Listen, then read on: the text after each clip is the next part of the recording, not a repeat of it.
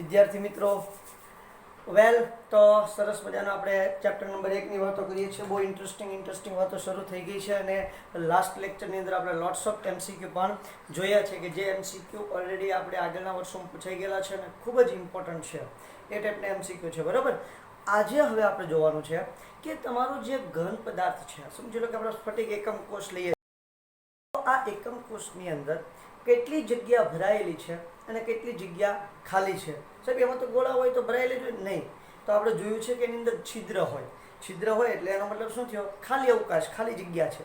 બરાબર. હવે આપણે સાહેબ ગઈકાલે એવી પણ વાત કરી છે કે છિદ્રની અંદર તો પરમાણુ ગોઠવાયેલા હોય, બરાબર છે, પણ આપણે એવી પણ વાત કરી છે કે બધા જ છિદ્ર ભરાયેલા હોય એવું જરૂરી હોતું નથી. બરાબર છે. તો આપણે એની માટે સરસ મજાના એકમ કોષ જે છે આ એકમ કોષની અંદરની પેકિંગ ક્ષમતા જોવાની છે. એકમ કોષની શું જોવાનું છે? પેકિંગ ક્ષમતા. પેકિંગ ક્ષમતા એટલે એની અંદર રહેલી ખાલી જગ્યા અને એની અંદર ભરાયેલી જગ્યા, આ બે વસ્તુનો આપણે અંદાજ મેળવવાનો છે. બરાબર. તો એની માટે અલગ અલગ પેકિંગ ક્ષમતા છે, અલગ અલગ કોષની અંદર જોવાનું છે. આપણે સૌથી પહેલાં સાદો એકમ કોષ લઈએ છીએ, બરાબર, જેને આપણે આદિમ એકમ કોષ કહીએ છીએ કે જેના માત્ર ખૂણાઓ પર જ પરમાણુ ગોઠવાયેલા છે. આ ખૂણાઓ પર પરમાણુ ગોઠવાયેલા છે. આ એકમ કોષનો આપણે સરસ મજાનો પેકિંગ ક્ષમતા ગોતીએ, એની અંદર રહેલી ખાલી જગ્યા ગોતીએ, આ જબરદસ્ત વાતો કરીએ એટલે આપણને અંદાજ આવશે કે ભાઈ તમારા એકમ કોષમાં કેટલી જગ્યા ખાલી છે અને કેટલી ભરાયેલી છે. અને આપણે એમ પણ અંદાજ મેળવી શકીશું કે ભાઈ આમાં ટોટલ તમારે સૌથી વધારે કયો એકમ કોષ જગ્યા ભરે છે એનો પણ આપણે સરસ મજાનો ખ્યાલ મેળવી શકીએ. તો સરસ મજાની વાતો કરીએ છીએ. અહીંયા આપણે સૌથી પહેલા લઉં છું સાદો એકમ કોષ, બરાબર છે, જેને આપણે કહીએ છીએ આદિમ એકમ કોષ, અથવા તો એમ પણ કહી શકો સાદા સમઘનીય લેટિસમાં સંકુલન ક્ષમતા.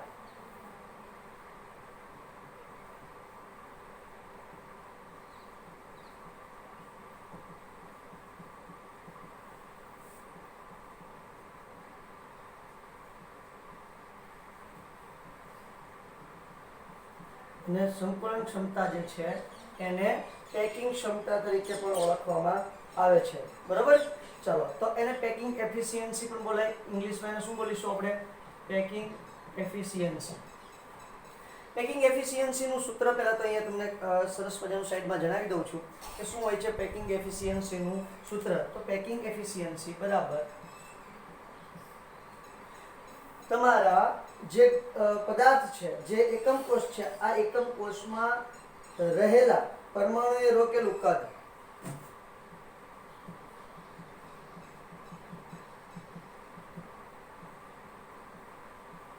પરમાણુ, અણુ અથવા તો ગોળા કયો,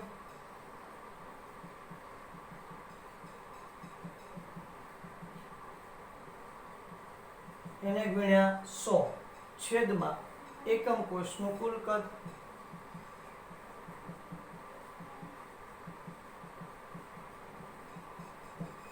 બરાબર છે. એટલી વસ્તુ આપણે જોવાની છે. અને આ મેં તમને શરૂઆતના લેક્ચરોમાં પણ કીધું છે કે આપણે માત્ર સમઘનીય પ્રકારના જે એકમ કોષ છે તો એની અંદર કયા કયા પ્રકારની લેટિસનો સમાવેશ થાય છે? તો એની અંદર સમાવેશ થાય છે એક તો સાદા એટલે કે આદિમ, પછી થાય છે અંતઃ અને પછી થાય છે ફલક કેન્દ્રિત. બરાબર. પણ ફલક કેન્દ્રિત કયો, સીસીપી કયો, એચસીપી કયો, આ બધાનું જે ગોઠવણ છે એ બહુ સરખા જેવી હોય છે એટલે એની આપણે એની અંદર વાતો કરી લેવાની છે. ઓકે. તો આ જે સૂત્ર છે એ સૂત્રનો ઉપયોગ કરીશ અને હું સાદા સમઘનીય એકમ કોષની અંદર તમારા એકમ કોષમાં કેટલું કદ પરમાણુ રોકે છે એની સરસ મજાની વાતો કરી દો. તો સૌથી પહેલા હું અહીંયા ભાઈ એની આકૃતિ દોરવાનો પ્રયત્ન કરું છું. બેટા સાદા સમઘનીય એકમ કોષની સરસ મજાની અહીંયા આકૃતિ દોરવાની ટ્રાય કરું છું. જુઓ ભાઈ, આપણે એવી વાત કરી હતી કે તમારો જે એકમ કોષ છે એની અંદર પરમાણુ એકબીજાને અડેલા હોય છે, કણો અથવા તો અણુ જે તમે કહો તે, આ એકબીજાને અડકેલા હોય છે એવી આપણે ચોખવટ થઈ હતી.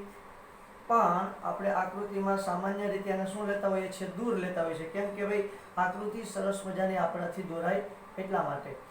છતાંય અહીંયા આ વખતે હું પરમાણુને એકબીજાને અટકેલા દેખાડીશ.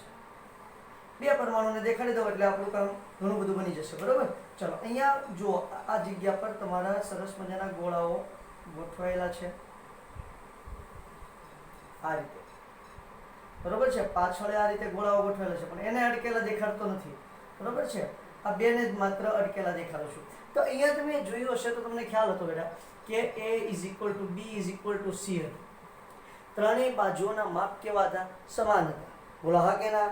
હા સાહેબ, કારણ કે સમઘનીય એકમ કોષની વાત કરીએ છીએ. સમઘનીય એકમ કોષની અંદર ત્રણેય બાજુઓના માપ કેવા હતા? સમાન. તો હું સાહેબ ત્રણેયને એ કહી દઉં તો ચાલે? હા સાહેબ, ત્રણેયને એ કહી દઈએ તો આપણે ચાલે. એટલે આ બાજુને પણ એ કહી દઉં, આ બાજુને પણ એ કહી દઉં, અને આ બાજુને પણ એ કહી દઉં. આ તો કોઈ પ્રશ્ન છે નહીં. તમે એ બધી બાજુને તમે તમારી રીતે એ નામ આપી શકો. ત્રણેયને બી આપો તો પણ વાંધો નહીં, ત્રણેયને સી આપો તો પણ વાંધો નહીં. પણ આપણા જે પુસ્તક છે, પુસ્તકની અંદર દર વખતે ગણતરી અથવા તો જે અત્યાર સુધી MCQ પૂછાણા છે, આ દરેક વખતે MCQમાં આપણી બધી બાજુને એ માપ આપ્યું છે, એટલે આપણે એ રાખીશું. અહીં બધી જ બાજુઓના માપ સમાન હોવાથી બધી જ બાજુઓને, બધી જ ધારીઓને, બાજુઓ કરતા ધારીઓ કહીએ, બરોબર?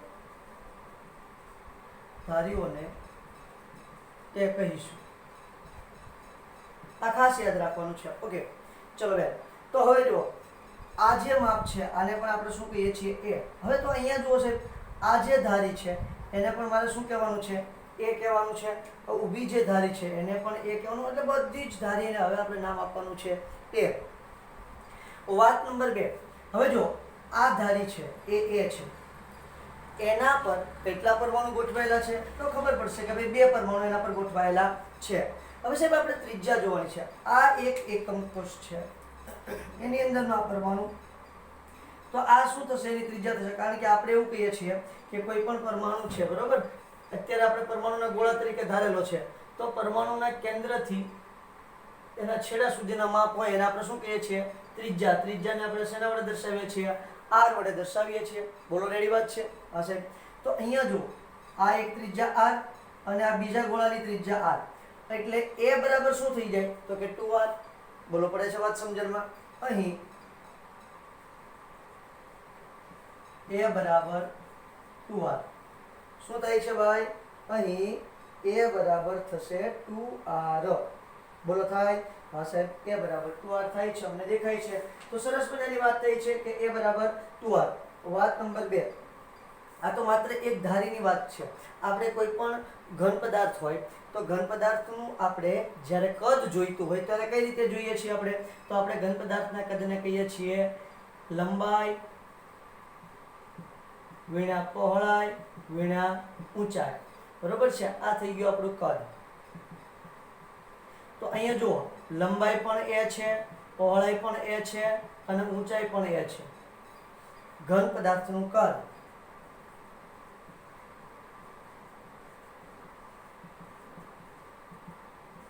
લંબાઈ ગુણ્યા પહોળાઈ ગુણ્યા ઊંચાઈ. બરોબર છે? તો શું થઈ ગયું? a ગુણ્યા a એટલે થશે a નો ઘન. કદ બરાબર શું થશે? a નો ઘન થશે. વેલ, સારી વાત છે. ઓકે, તો અહીંયા a નો ઘન થાય તો સાહેબ અહીંયા ધ્યાન આપજો. આને સમીકરણ 1 કહી દઉં છું. બરોબર છે? સમીકરણ 1 પરથી શું કહી શકાય? સમીકરણ 1 પરથી a નો ઘન બરાબર 2r all raised to 3. એટલે એને કહેશું આપણે 8r નો ઘન. આ રીતે લખી શકું બેટા હું? હા સાહેબ, તમે લખી શકો. આ કોનું કદ મળ્યું છે મને? આખા એકમ કોષનું કદ મળ્યું છે. હવે વાત કરવાની છે, આપણું સૂત્ર શું છે? એકમ કોષનું કુલ કદ. ચાલો, એકમ કોષનું કુલ કદ મને અહીંયા મળી ગયું છે. વાત નંબર 2, એકમ કોષમાં રહેલા પરમાણુનું કુલ પરમાણુએ રોકેલું કદ. તો જો આપણને, એટલે કે મને અને તમને બંનેને ખબર છે, આપણે શરૂઆતમાં વાત કરી છે કે ભાઈ આદિમ એકમ કોષ હોવાથી, અથવા તો એને પૂછું સાદો એકમ કોષ હોવાથી કુલ કણો 1 હશે. કઈ રીતે 1 હશે? તો કે લખી દઉં છું, કારણ કે 1 અષ્ટમાંશ ગુણ્યા 8 બરાબર 1. કારણ કે માત્ર ખૂણા ઉપર જ અહીંયા કણો ગોઠવાયેલા છે, એટલા માટે અહીંયા કુલ કણ કેટલા હશે? 1. હવે જો અહીંયા આપણે કણો જે છે એને ઘન ગોળા તરીકે ધારેલા છે. બોલો વાત રાઈટ છે? હા સાહેબ. તો ઘન ગોળા તરીકે ધારેલા હોય તો કોઈ પણ નક્કર ગોળાનું કદ શું થાય?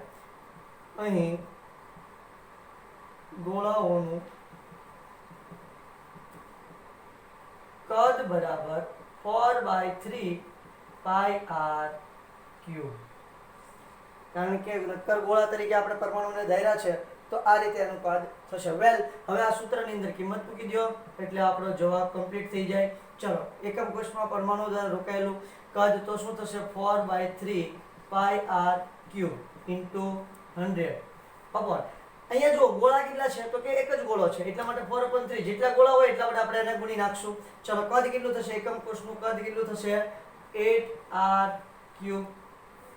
ઓકે, પહેલી વાત r ક્યુબ ઉડી જશે. ઓકે, અહીંયા શું થશે? તો 4 દુને 8 આ પણ ઉડી જશે એટલે અહીંયા વધશે પાઈ ઇન્ટુ 100 અપોન આ 3 છે નીચે આવી આવશે એટલે 3 દુને 6 શું વધશે? 6. બોલો, એટલે હવે સુધીની વાત ક્લિયર થઈ છે બેટા? બહુ સીધી ગણતરી છે, કંઈ આપણે ઝંઝટમાં પડવાનું છે નહીં, કંઈ માથાકૂટ પણ છે નહીં. હવે આનું તમે કેલ્ક્યુલેશન કરશો એટલે તમને જોવા મળશે 52.36. કારણ કે પાઈની કિંમત મૂકો 3.14 ગુણ્યા 100/6 એટલે જોવા મળશે 52.36.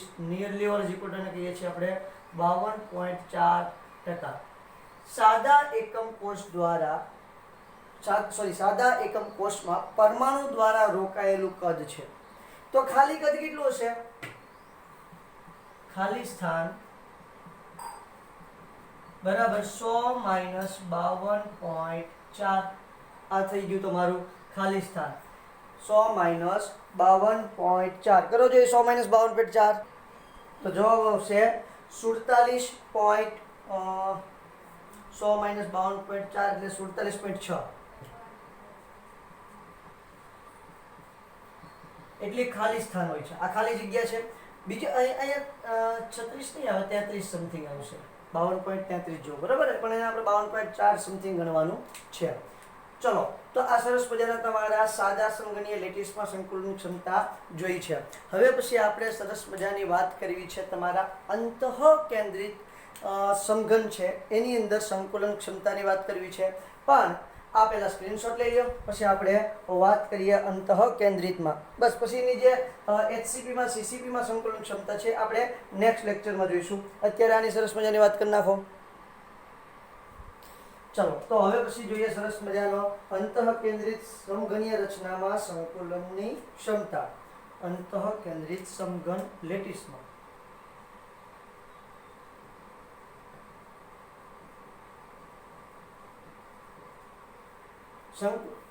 સંકુલન ક્ષમતા સૂત્ર આ જ છે એટલે મેં ભૂસ્યું નથી, રહેવા દીધું છે.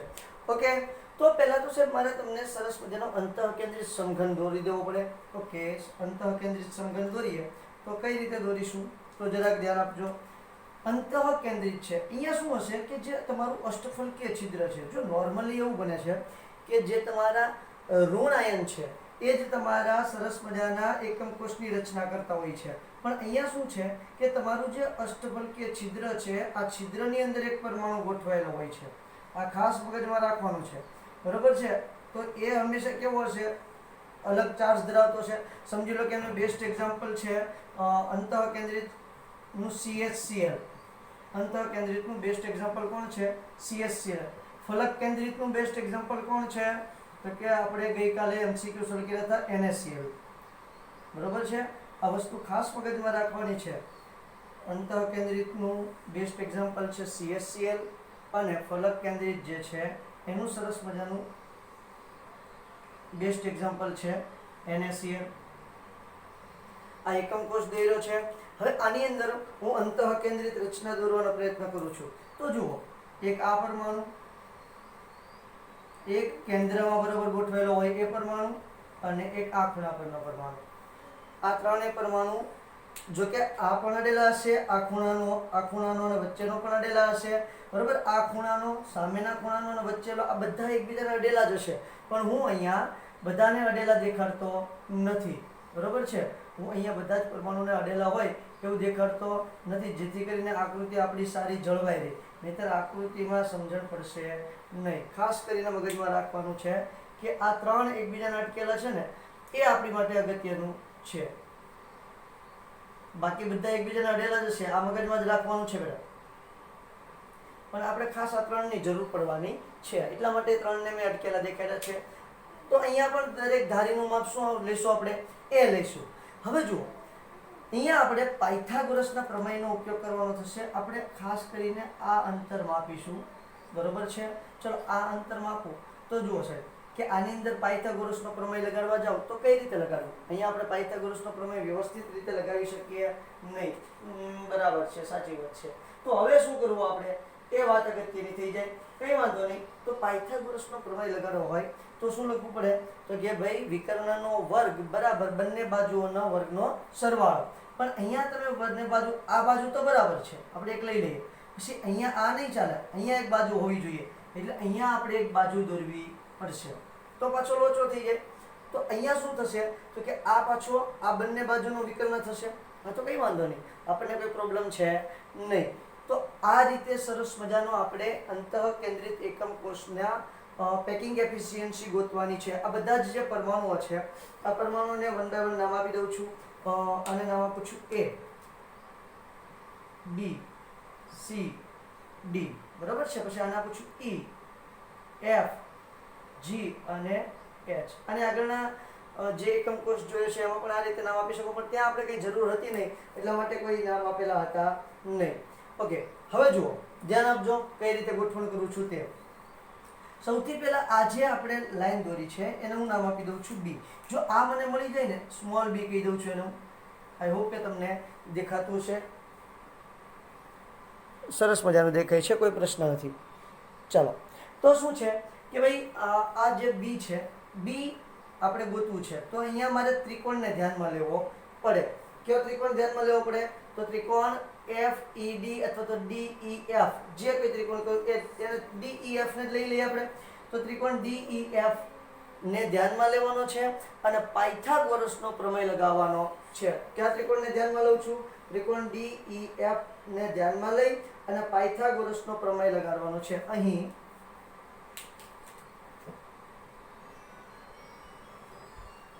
પાયથાગોરસના પ્રમેય પ્રમાણે ત્રિકોણ DEF અલગ અલગ કહી છે. કોઈ એને EFD કહે છે, કોઈ એને DEF કહે છે, D કહે છે, કોઈ પણ ચાલે, કોઈ વાર પ્રશ્ન નથી. આપણે ખાસ જોવાનું છે કાટખૂણો કયો બનશે આપણે અહીંયા? E. તો અહીંયા કાટખૂણો E બને છે. તો અહીંયા શું થશે? FD², જેને આપણે શું કહીએ છીએ? B². કારણ કે FD બરાબર આપણે શું કીધું છે? B² બરાબર EF² વત્તા DE², E² વત્તા EF². બરોબર છે? આનું માપે કેટલું છે? આનું માપે કેટલું છે? એના માપ શું હશે? A હશે. ચલો, તો આપણે મૂકી દઈએ B² = A² પ્લસ A². તો B² = 2A². આવું બને? ઓકે, તો એને B = શું થઈ જાય?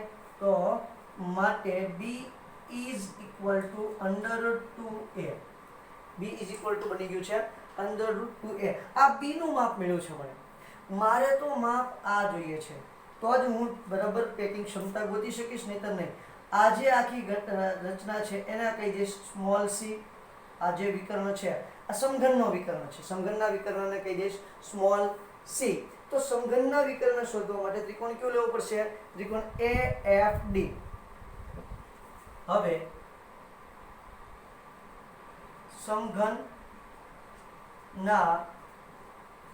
વિકર્ણ માટે ત્રિકોણ AFD લેતા, સમઘનના વિકર્ણ માટે ત્રિકોણ AFD. કયો ત્રિકોણ લેવાનો છે? ત્રિકોણ AFD. સમઘનના વિકર્ણ માટે ત્રિકોણ AFD લેતા. ચલો, ત્રિકોણ AFD લઉં છું. તો શું થશે? AF² = FD² વત્તા AD². એક જ મિનિટ. AF² = શું થશે? FD² વત્તા AD². ઓકે, ચાલો, એટલી વાત સરસ મજાની થઈ છે. ત્યાંથી જરાક આગળ વધીએ તો જુઓ, AF² ને આપણે કહી દીધું છે C. એ એફ સ્ક્વેર ને શું કીધું છે આપણે? સી કીધું છે. પછી અહીં નીચે દેખાય છે સમાય છે એટલે અહીંયા લખી દઉં છું. તો C square is equal to B square, અને આપણે શું કીધું છે? બી સ્ક્વેર વત્તા આને આપણે કહીએ છીએ એ સ્ક્વેર. ચલો આ જે બી સ્ક્વેર છે, બી સ્ક્વેર ને જો તમે જોયું છે તો ખ્યાલ આવશે, એને 2a સ્ક્વેર પણ કહેવાય. એટલે અહીંયા લખું છું C square is equal two 2a square વત્તા a સ્ક્વેર. તો શું થઈ ગયું? 3a સ્ક્વેર થયું. ઓકે, તો c ઇઝ ઇક્વલ ટુ શું થયું? √3a થશે. c is equal two √2a થયું. ઓકે ઓકે, ચલો એટલે સુધીની મસ્ત મજાની વાત આપણી ગોઠવાઈ ગઈ છે. હવે ધ્યાન આપજો, c બરાબર બીજું શું લખી શકાય? તો કે અહીં c બરાબર, ધ્યાન આપજો, આ એક r, કારણ કે આ એક ગોળો છે એનો r, બરાબર, આ બીજો એક ગોળો છે એનો r. પછી આ ગોળો છે એનો તો આખો વ્યાસ આવે છે, c જે વચ્ચેનો જે ગોળો છે એનો આખો વ્યાસ આવે છે, તો એને શું કહેવાય? 2r. એટલે c બરાબર ટોટલ કેટલા r થશે? r, 2r અને પાછો r, એટલે 4r થશે. અહીં c બરાબર 4r હોવાથી શું લખી શકું હું? 4r is equal two √3a. આવું લખી શકાય? હા સાહેબ. તમે સાહેબ શું લખી શકો? એ એવું ના ચાલે, જે આવતો એ પ્રમાણે લખી શકાય. તો a ઇઝ ઇક્વલ ટુ શું થાય? a is equal to 4r by √3. a is equal to થશે 4r બાય √3. આ તો માત્ર એક ધારીનું માપ મળ્યું છે કે જે આને આપણે a કહીએ છીએ. આ બધી જ ધારીઓને શું કહેવાનું છે આપણે? a કહીએ છીએ. તો a બરાબર એટલું થયું છે. તો a નો ઘન, હવે a ક્યુબ બરાબર શું થશે? 4r by √3 all raise to 3 થશે. a ક્યુબ બરાબર 4r by √3 all raise to 3. Okay, ચલો આ તમારા આખા એકમ કોષનું કદ મળ્યું છે. હવે બીજી વાત, અહીંયા શું થાય છે? તો કે ભાઈ અહીંયા હવે આપણે એકમ કોષનું કદ, કુલ કદ મળી ગયું છે.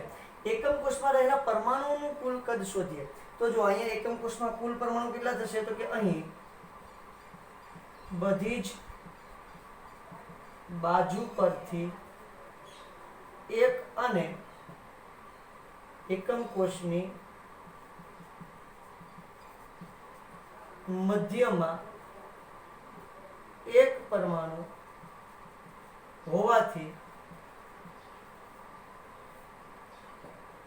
એકમ કોષમાં રહેલા પરમાણુઓએ રોકેલું કુલ કદ હોવાથી એકમ કોષમાં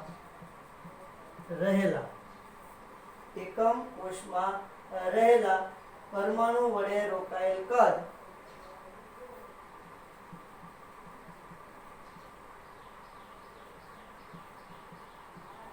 બરાબર શું થશે? 2 × 4/3 પાઈ r ક્યુબ. કારણ કે અહીંયા જો કુલ ગોળા કેટલા થશે? 2 ગોળાઓ થશે.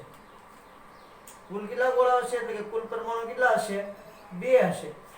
એક ક્યાં હશે? તો કે બધા જ બાજુઓ પરથી 1 અષ્ટમાંશ, અહીંયા આપણને ખબર છે 1 અષ્ટમાંશ ગુણ્યા 8 બરાબર 1, અને કેન્દ્રમાં 1, એટલે ટોટલ પરમાણુ કેટલા છે? કુલ પરમાણુ બરાબર 2 થશે. કેટલા થશે? કુલ પરમાણુ બરાબર 2 થશે. બોલો, તો એના એક ગોળો હોય એનું કદ 4/3 પાઈ r ક્યુબ હોય, તો 2 ગોળા હોય એનું કદ કેટલું થશે? તો કે 2 × 4/3 પાઈ r ક્યુબ થશે. ચલો એટલે સુધીનું આપણું કામ બહુ મસ્ત મજાની રીતે થઈ ગયું છે. બસ હવે કંઈ નથી કરવાનું, સૂત્રની અંદર કિંમત મૂકો અને જવાબ મેળવો. ચાલો સૂત્રની અંદર કિંમત મૂકું છું અને જવાબ મેળવવાનો પ્રયત્ન કરું છું. તો packing efficiency is equal two 2 × 4/3 pi r cube × 100 upon શું આવશે? તો કે ભાઈ 4r upon √3 all raise to 3. સાદું રૂપ જરાક આપી દઈએ. 4 × 2 = 8 થશે. 8/3 પાઈ r નો ઘન ગુણ્યા 100/, અહીંયા થશે ચોકે ચોકે 466 r નો ઘન છેદમાં 3 √3. આ રીતે લખી શકું હું સાહેબ? હા સાહેબ લખી શકો. ચાલો અહીંયા શું થશે 88 64 એટલે 8 થશે, આવું આપણે સામાન્ય રીતે લખતા હોઈએ છીએ. પછી આ r નો ઘન ઉડી જશે. ઓકે, આ 3 અને આ 3 તો એમાં પણ શું થશે 3 3 ઉડી જશે. પેલો વાત થાય છે ક્લિયર બેટા? તો 3 અને આ 3 કારણ કે છેદનો છેદ અંશ છે અને આ બંને છેદ ભેગા થશે એટલે 3 3 ઉડી જશે. તો અહીંયા વધશે શું?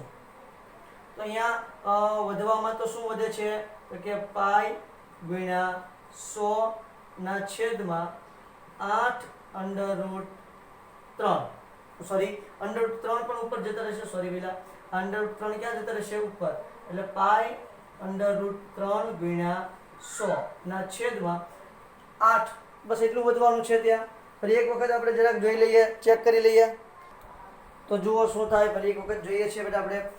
તો ભાઈ અહીંયા તમે જોશો એટલે 4 2 ને 8, 8 ના છેદમાં 3 પાઈ r નો ઘન ગુણ્યા 100, પાઈ r નો ઘન ગુણ્યા 100 છેદમાં 4 નો ઘન એટલે 4 ગુણ્યા 4 ગુણ્યા 4 એટલે ચોકે ચોકે 14 ચોક 64 અને r નો ઘન થશે √3 નો ઘન શું થાય? √3 ગુણ્યા √3 ગુણ્યા √3 √3 ગુણ્યા √3 એટલે 3 અને એક √3 વિધું રહેશે. ચલો આને શું થશે? જો આ સમજાતું ન હોય તો આને છેદનો છેદ અંશમાં લઈ લ્યો અને છેદ બંને ભેગા કરી દો, એમ પણ તમે કરી શકો. એટલે 3 3 ઉડી જશે, 88 64 એટલે 64 ને 8 ઉડી જશે એટલે અહીંયા 8 વધશે. પાઈ r નો ઘન ઉડી જશે એટલે એ વધશે શું? પાઈ ગુણ્યા √3 ગુણ્યા 100 છેદમાં 8 એટલી વસ્તુ વધવાની છે. ચલો એનો આપણે જોઈએ 3.14 ગુણ્યા 1.71 એને ગુણ્યા 100 ના છેદમાં 8. શાયદ 1.71 જ થાય છે જો મારી ભૂલ ન થતી હોય તો. બરાબર છે? વર્ગમૂળ 3 ની કિંમત શું થઈ છે? સોરી 1.71 ને 1.73 થશે. બરોબર? એટલે તમને જવાબ મળે છે 67.90 સમથિંગ, જેને આપણે નિયરલી ઓર ઇક્વલ ટુ કેટલા લઈ લઈએ છીએ? 68% કહી દઈએ છીએ. તો આ 68% જગ્યા ભરાયેલી છે ભાઈ. અંતઃકેન્દ્રિત એકમ કોષમાં 68% જે ભાગ છે એ પરમાણુ વડે રોકાયેલો છે. તો ભાઈ ખાલી ભાગ કેટલો થશે? 32%. ખાલી સ્થાન કેટલું છે? ખાલી અવકાશ કેટલો છે? 32%. ખાલી અવકાશ બરાબર 32%. ખાલી અવકાશ 32% તમારા કોની અંદર જોવા મળશે? અંતઃકેન્દ્રિત એકમ કોષની અંદર જોવા મળે છે. બોલો, થાય છે આખી વાત ક્લિયર? બહુ સરસ મજાની સિમ્પલ વાતો છે, જો કે થોડીક ઇમ્પોર્ટન્ટ છે. એમાં સૌથી ઇમ્પોર્ટન્ટ જો કોઈ વાત હોય તો એ આ સૂત્ર છે. એક આ c√3a અને આ જે બે સૂત્ર, બંને સૂત્ર લઈ લઈએ કારણ કે અવારનવાર પૂછાતો હોય છે. હવે આમાંથી ક્વેશ્ચન કઈ રીતે પૂછાય એની આપણે વાત કરવાની છે. આપણે પછી ત્રણેય હજી એક છે એફિશિયન્સી, એ પણ જોઈ લેશું, પણ એ આપણે નેક્સ્ટ લેક્ચરની અંદર જોવાની છે. આની અંદરથી ક્વેશ્ચન જે પૂછાય છે ત્રણેયમાં કઈ રીતે પૂછાય છે એ બધાની વાતો આપણે બહુ સારી રીતે કરવાની છે. આને જરા સ્ક્રીનશોટ લેવાનો છે બેટા.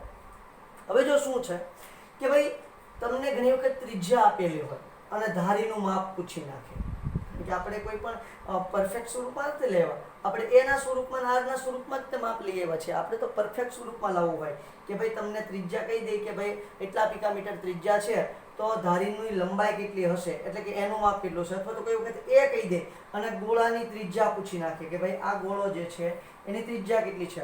અંતઃકેન્દ્રિત એકમ કોષ આવો શબ્દ વાપરેલો હશે તો આપણે એ સમયે આ સૂત્રનો ઉપયોગ કરવાનો છે.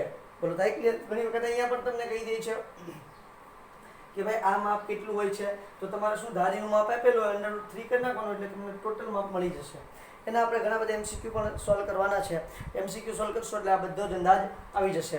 તો સાદા એકમ કોષ અને અંતઃકેન્દ્રિત એકમ કોષની અંદર સંકુલન ક્ષમતા, જેને પેકિંગ ક્ષમતા પણ કહે છે, જેને પેકિંગ એફિશિયન્સી પણ કહે છે.